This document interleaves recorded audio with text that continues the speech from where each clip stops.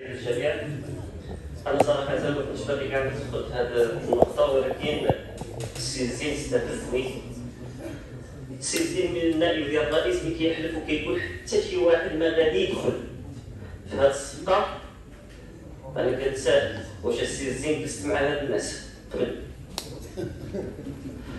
هاد النقاش اللي ديما كيكون عندنا وديما كنبداو نحلفوا ما هادشي ولا غير يدخلهم كاع ما يجيو ونديروا بحال الجماعات اللي كتحترم المواطنات والمواطنين ديالهم، كيديروا بلاكا راه في الفطره الممتده من كذا الى كذا بالمجان. يلاه كاع شحال كندخلوا حنا كاع هاد الباركينغ ونديروا بحال الجماعات اللي كتحترم المواطنات والمواطنين ديالها. ولا نشوف هذا الاتجاه كاين مقترح ديال نشوف هذا الاتجاه التدبير ديال الجماعات المحليه ونديروا هذه التجربه ديال سنه ونشوفوا ونديروا التقييم ديالها غلطنا ونقولوها ونتحملوا مسؤوليتنا، ما غلطناش نمشيو نزيدوا في هذا الاتجاه. واش معنى نقولها؟ ولكن نمشيو في هذا النقاش ديال كل مره في شي مارشي ولا في شي حاجه، لا راه ما غاديش يدخلوا لك السوق ديال المنتجات، لا ما غاديش يديروا كذا، لا ما يدخلوش ونتحملوا فيها المسؤوليه تاعنا. النقطه الاخرى اللي متعلقه باللجنه ديال الخبره، بطبيعه الحال سميتها اللجنه ديال الخبره، ولكن حتى الجماعه السيد الرئيس كنضر عندك النواب ديالك، عندك اوطو ديالك، عندك كذا اللي كل واحد عنده اختصاص.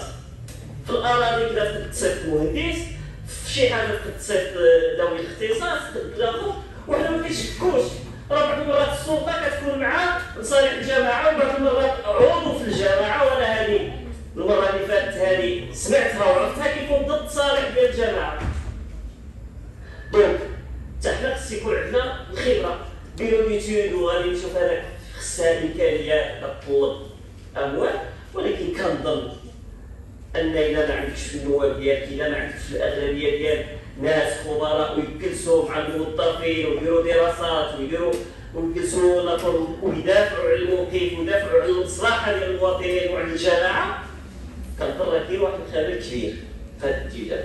لان هذه اللجنه ديال الخبره ملي كتجلسوا معاهم راه الناس اوتور دي زانجينيور، كتجلس مع ناس اللي كيهضروا معاك بالعيد، غادي تبقاو حنا غير نتشايلوا في هذا. ولكن حتى حنا كنظن ان مع الموظفين والتكميله ديال المجلس والاغلبيه اللي عندكم، كنظن عندكم حتى نتوما اوتور ديال هذا فعلا تقارع بالعيد حتى هي. وهذا هو بعدا في هذا الكلام، وهذا الكلام اللي دينا والتخويف ديال خلي هذا المارشي غادي يفوت ليه هذا هذاك الاخر، خصنا نسكتوا. اللي بغى يدخل يدخل، اللي ما بغاش يدخل ما يدخلش. شكرا.